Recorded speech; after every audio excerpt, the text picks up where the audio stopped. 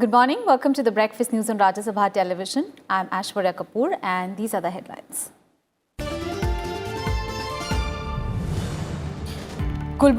International Court of Justice to deliver verdict on Kulbhushan Jadhav's case today.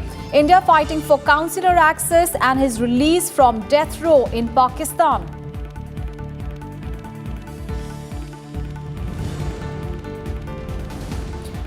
Rajya Sabha to take up with the National Investigation Agency Amendment Bill 2019 for consideration and passing. Calling attention motion on malnutrition among women and children also in today's business.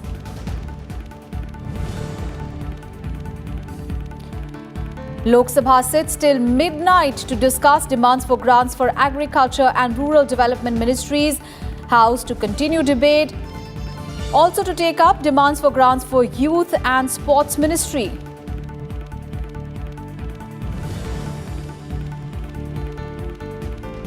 Supreme Court to pronounce verdict on rebel Karnataka MLA's petition. 15 rebel Congress JDS MLAs seeking direction to Speaker to accept their resignations. Kumaraswamy government to face a trust vote on Thursday. And flood toll reaches 55 in Assam, Bihar. All 33 districts of Assam badly affected. Centre releases 251 crore rupees aid. Over 25 lakh displaced in 16 districts of Bihar. 14 killed in rain incidents in Uttar Pradesh. Red alert for extremely heavy rains in 6 districts of Kerala. The big story this morning, the International Court of Justice will deliver today its verdict in a case relating to Indian national Kulbhushan Jadhav, who is currently on a death row in Pakistan. Kulbhushan Jadhav's death sentence by Pakistan military court based on an extracted confession has been questioned by India. Remember, a retired Indian Navy officer, Jadhav, was sentenced to death by a Pakistani military court on the charges of espionage and terrorism in April 2017. President of the ICJ, Judge A. Ahmad Yusuf, will read out the verdict during a public sitting which will take place at 6:30 p.m. India time at the Peace Palace in The Hague, Netherlands. The verdict in the case comes nearly 5 months after ICJ had reserved its decision on 21st of February after hearing oral submissions by India and Pakistan. India had urged the ICJ to annul the death sentence handed by a Pakistani military court and order his immediate release. India had moved the ICJ in May 2017 against Pakistan for denying consular access to Jadhav, and on 18th of May 2017, the ICJ had restrained Pakistan from executing Jadhav till the adjudication of the case.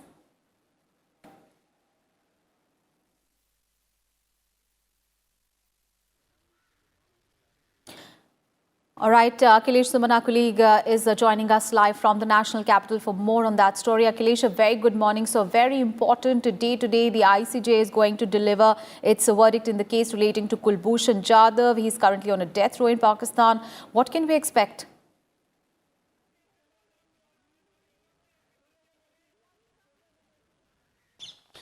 You know, in the best case scenario, the ICJ can tell Pakistan to release, Mr. Jadhav and immediately facilitate sending him back to India. This is the best case scenario. Because the way, Mr. Jadhav's case was, handled in Pakistan in a hush-hush manner inside the closed doors of a military court, any layman also can, in the world, can understand that this was a very deliberate exercise from the Pakistan side just to defame a country and just nab a person who is a businessman working in Iran, and he was abducted from near Chabahar port, and then he was taken back to Pakistan via Balochistan, and then telling him as a spy of India and accusing him of terrorism and espionage. That has never happened in that point of time. So I think ICJ will take care of all these things. Other thing was also very prominent, that Pakistan did not allow consular access to India for a long time, and then there was no legal assistance could be given at the will and wish and desire of Mr. Jadhav. So Yes. whatever proceedings were taking place in Pakistan's military court was just one-sided, and no one in the world can deny this fact that you have to give justice. If you have to give justice, you have to give the accused proper consular access, proper legal assistance, Yes. and his right to talk to the people around him, to also talk to the embassy and high commission to which he is related to. So I think ICJ will take all these things in account. So other than that release, the second case scenario that ICJ may take to tell that this case should be reverted back to the civilian court in Pakistan, and then it should be heard with legal assistance to Mr. Jadhav, and India can send battery of advocates and legal luminaries to advocate for his case in Pakistan. So I think there are these two best case scenarios are there, and I think that the ICJ will understand that these are the two scenarios, and I think one of the scenarios we will come to hear at around 6:30 p.m. in the ICJ by our time. And it will be interesting to see that whether one judge reads the verdict or there are other judges also read the verdict. So in case other judges have any decent note, they can also read the verdict, and if any other judge have any other logic, they can also read the judgment. So I think the case All right, may so take India is of 5 course minutes, hoping the for verdict. a very favorable verdict in the Kulbhushan Jadhav case. So thank you so much, Akhilesh. You keep tracking all those developments. We'll keep coming back to you through the day-to-day on that big story.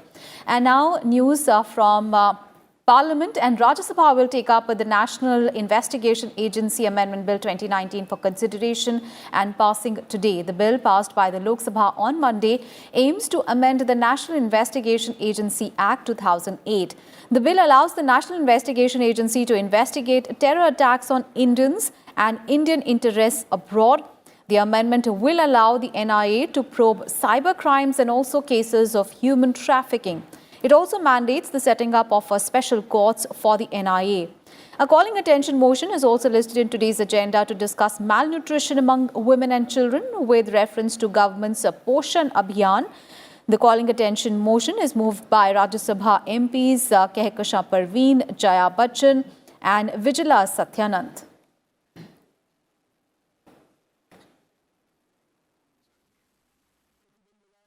And the Rajya Sabha yesterday passed the Central Universities Amendment Bill 2019. The bill provides for setting up of a central university and a tribal university in the state of Andhra Pradesh.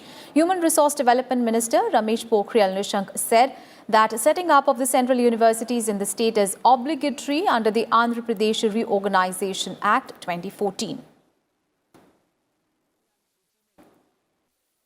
पहले चरण में इसको 450 करोड़ जारी कर रहे हैं, और जो केंद्रीय जनजाति का है वो टोटल प्रावधान है 834.83 करोड़, और पहले चरण में 420 करोड़ इसको जारी कर रहे हैं। श्रीमान 870 करोड़ इस समय इस एक्ट के साथ ला रहे हैं। लेकिन जो दूसरी चिंता है माननीय सदस्य की वो ये थी, और जो आपने कहा कि पहले चरण में श्रीमान क्योंकि ये एक्ट अभी पास नहीं हुआ था, अभी आज सबकी सहमति से एक्ट पास होगा। ये विश्वविद्यालय जो 1736.90 करोड़ है, ये 4 साल में पूरा किया जाएगा, ये सुनिश्चित है। 4 वर्ष के अंदर अंदर इसको सुनिश्चित किया जाएगा। उसके लिए प्राविधान एक महीना और एक दिन का हम प्राविधान कर रहे हैं। And Rajya Sabha also passed the Airports Economic Regulatory Authority of India Amendment Bill on Tuesday. Now, this bill allows the Airports Economic Regulatory Authority of India to bid out any new airport at a predetermined tariff structure. Moving the bill, Civil Aviation Minister Hardeep Singh Puri said that as many as 16 airports will be in the purview of AERA.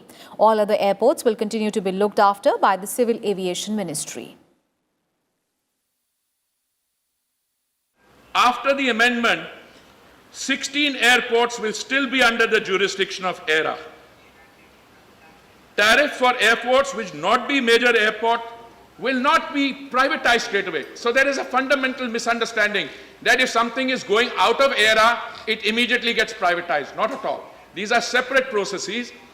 ERA, which is one chairman, 2 members, and a few limited staff, will be allowed after these 16 airports have been taken out of ERA to concentrate on the ones where they need to, where the passenger throughput is 3.5 million passengers per annum. All the other airports, which would not be major airports, they will continue to be looked after for these purposes by the Ministry of Civil Aviation and the Government of India, and it will not be private operators who will decide. It is the Ministry of Civil Aviation which will decide. All right, our colleague Kriti Mishra is now joining us from Parliament on the phone line. A very good morning, Kriti. Kriti, speaking first about Rajya Sabha, we had a productive post-lunch session yesterday. 2 key bills were passed, and today another very important bill, that is the NIA bill, is listed for consideration and passing. And there is also a calling attention motion on the issue of malnutrition among women and children. How does the day look like in the Rajya Sabha today? Well, Aishwarya, in the Rajya Sabha, the NIA Amendment Bill would come up for consideration and passage. Remember, the government seeks to fortify the NIA for investigation into cyber terrorism, also on human trafficking cases, and also on manufacture and sale of prohibited items, and also offences related to counterfeit currency. Remember, when this bill was getting passed in the Lok Sabha, Home Minister Amit Shah said that the government will never allow misuse of this law against any religion. Rather, the aim is to obliterate the menace of terrorism. So this important bill would be taken up in the Rajya Sabha today. There's also calling attention motion. Malnutrition is a big problem in the country, with 35% of children reported to be stunted, and also 21% children underweight. And also women, in the reproductive age, 51% of women are anemic. So the government hopes and aims to eliminate the problem of malnutrition in the country by the year 2020. All right, Kriti, thank you for those updates on Rajya Sabha. We'll just come back to you. We also need to discuss about Lok Sabha, and taken into consideration the concerns raised by the members of the upper house yesterday. Communications Minister Ravi Shankar Prasad announced the cancellation of postal examination that was held on 14th of July in English and Hindi. The exams for the recruitment of postmen and 4 other posts will now be held in regional languages. Now, he made this move asserting government's commitment towards promoting regional languages. I have examined the matter, and it has now been decided to cancel the examination held on 14/7/2019. The examination will now be held in all local languages as per the notification of 10/5/2019 of the department concerning the examination, including Tamil. 14th and 15th. And sir, the one thing I would like to assure this House, and through you to the entire country, the government led by Shri Narendra Modi ji has respect for all the regional languages of this country, sir, including Tamil. I have myself seen the depth of the language of Tamil when I was in charge there, sir, as all other languages, sir. Therefore, this government's commitment to respecting all the languages is full and total, sir. I thank our Honorable Minister, Mr. Ravi Shankar Prasad, and also our Honorable Prime Minister, Mr. Narendra Modi ji. Thank you, thank you, thank you. My party DMK, I wholeheartedly thank and congratulate the Minister for Communications, my dear senior friend, Mr. Ravi Shankar Prasad, for having understood the sentiments of the people of Tamil Nadu as well as all over the country. Sir, on this issue, members from all the states joined with us, and we really thank him for this, sir. And as Mr. Rangarajan told, sir, thank you. We thank also the chairman. To thank sincerely Mr. Ravi Shankar Prasad, the Honorable Minister, for making such a categorical statement. Thank you. Will the government give a categorical assurance to this House and through the House to the people of the country that for all future recruitments, examinations, interviews in all central government departments, the PSUs, the paramilitary forces, the 3-language formula, the assurance which was given by India's first Prime Minister shall be adhered to, honoured, not diluted in any manner. Thank you, Anand. That's all Thank what I you. have. Thank you. And on for the second time in less than a week, Lok Sabha sat till late night to discuss the demands for grants for agriculture and rural development ministries. Nearly 90 members participated in the debate and expressed concern over increasing number of farmer suicide and worsening agrarian situation. Further discussion and voting on demands for grants for agriculture and rural development ministries will continue today as well, and Union Minister Narendra Singh Tomar will reply to the debate. आज हम कह सकते हैं कि गांव विद्युत line से जुड़ गए, हर घर में आज बल्ब जल रहा है। गांव के विशेष करके दक्षिण तरफ जो बस्तियां थी जिनमें झोपड़ी ही झोपड़ी दिखाई देती थी, आज वहां भी लिंटर मकान दिखाई दे रहे हैं। घरों में आज धुएं नहीं निकल रहे हैं। प्रधानमंत्री जी के उज्ज्वला योजना के अंतर्गत आज वहां चूल्हे जल रहे हैं। मैं कह सकता हूं कि हमारी सरकार ने आज किसानों की आय में वृद्धि करने का काम किया। The level of real agriculture GDP and real agricultural revenues has remained constant. I'm quoting the Economic Survey of January 2018. So the growth rate in agriculture income over the first 4 years of NDA government was almost zero. We request the government to tell us how they'll be able to double the farmers' incomes in the balance 3 years. And earlier in the day, the demand for grants of Road Transport and Highways Ministry for 2019-20 was also passed in the Lok Sabha. During his reply, Union Road Transport and Highways Minister Nitin Gadkari said that the government built 40,000 kilometers of highways in the last 5 years. He also informed the House that 786 black spots are identified which are prone to accidents, and 300 such spots have been rectified till now. मैं अधिकारियों को बहुत गर्व कर चुका हूं। ये आधे लोग मर रहे, इसके लिए हमारे टोल रोड जिम्मेदार है, रोड इंजीनियरिंग जिम्मेदार है, इसके डीपीआर डिफेक्टिव है। और मैंने उनको कहा इसके बाद कोई मरेगा तो आपको क्रिमिनल केस करके आपको ही जाना पड़ेगा पीडी को। तो पहली बात तो हमने 786 ब्लैक स्पॉट आइडेंटिफाई किए और उसमें से 300 लगभग पूरे हुए। जो हमारे प्रॉब्लम्स हैं वहाँ भी हम लोग वो रोड को भी, वहाँ के रोड जो ब्लैक स्पॉट्स है उसको इम्प्रूव करने के लिए खर्चा करेंगे। मैं कल कह चुका हूँ कि तमिलनाडु ये पहला स्टेट है कि जिसने 15% एक्सीडेंट और डेथ कम किया है। The House will take up today discussion and voting on demands for grants for the Ministry of Youth Affairs and Sports for 2019-20. Submission to the vote of the House of outstanding demands for grants of the Union Budget for 2019-20 is also slated in today's agenda.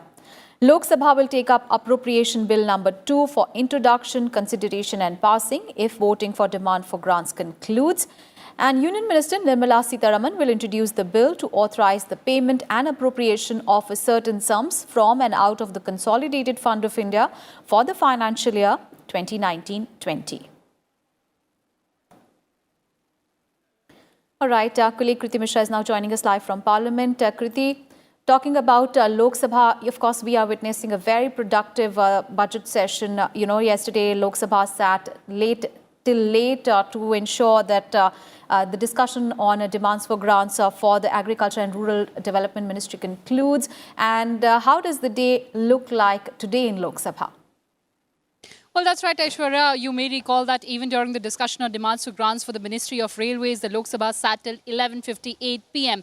Yes. Even the Lok Sabha held extensive discussion on demands for grants for the Ministry of Road Transport, Highways yesterday. And today we expect the House also to discuss the demands for grants for the Ministry of Agriculture and Rural Development. Of course, Rural Development Minister Narendra Singh Tomar would reply to the discussion on demands for grants for his ministry. Remember, the government has said that Garib Kisan is the focus of the government, and it also hiked the budget for agriculture by almost 75%, taking it to 1.5 lakh crore rupees. So the focus of the government remains on agriculture and doubling the farmers' income by the year 2022. Yesterday, we saw a didactic discussion on this particular issue, wherein the members questioned the roadmap ahead for doubling farmers' income. So we expect that reply today, and also the Lok Sabha will take up discussion on demands for grants for the Ministry of Youth and Sports as well. Remember, the government has committed to expanding the sports infrastructure in the country. It has also established the National Sports University in Manipur. So an extensive discussion on this particular ministry is also expected in the lower house today. Aishwarya? Right. Thank you, Kriti, for all those updates there from Parliament. All right, and now time for some other news. As suspense mounted over the fate of the 14-month-old Kumaraswamy government in Karnataka, the Supreme Court will pronounce today its judgment on 15 rebel MLAs' petition in the resignation case. The apex court had reserved its judgment after a day-long hearing in the case on Tuesday. Remember, 15 rebel Congress JDS MLAs are seeking a direction to KR Ramesh Kumar, that is the Speaker, to accept their resignations.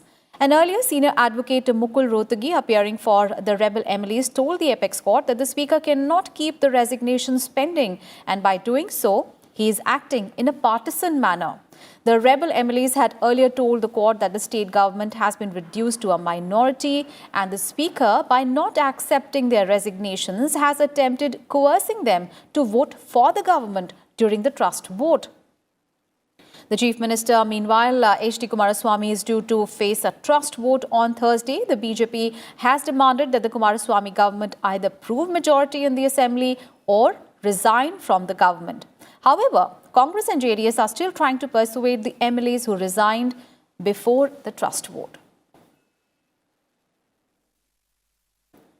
The flood situation in Assam turned critical on Tuesday, with all the 33 districts of the state coming under the grip of the deluge. Meanwhile, the floods have claimed 17 lives and affected over 45 lakh people.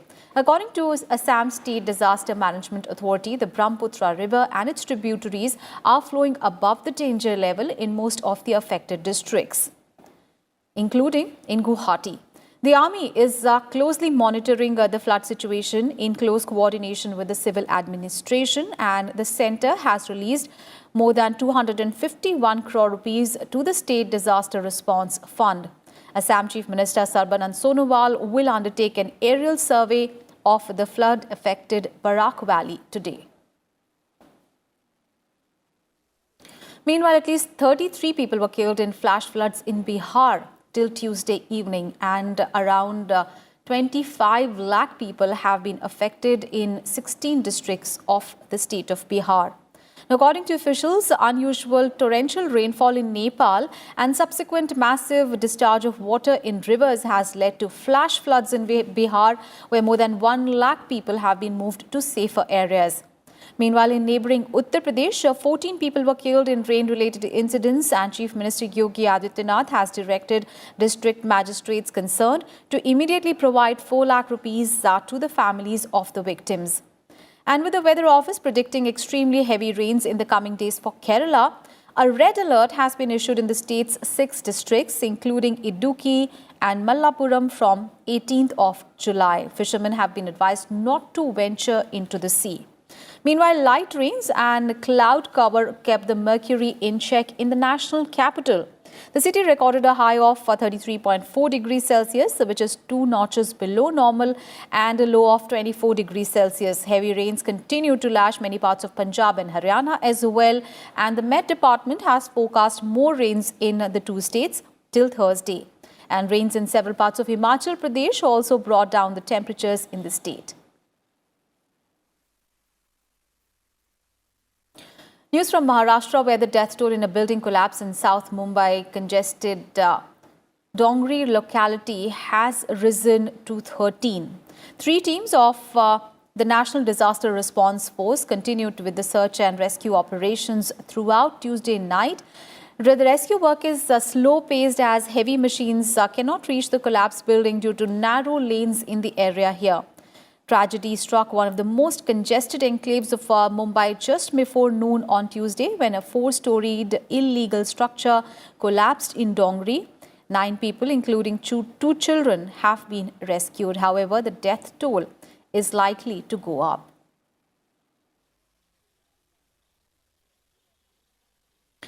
And that is the wrap on this edition of Breakfast News. Thanks for watching.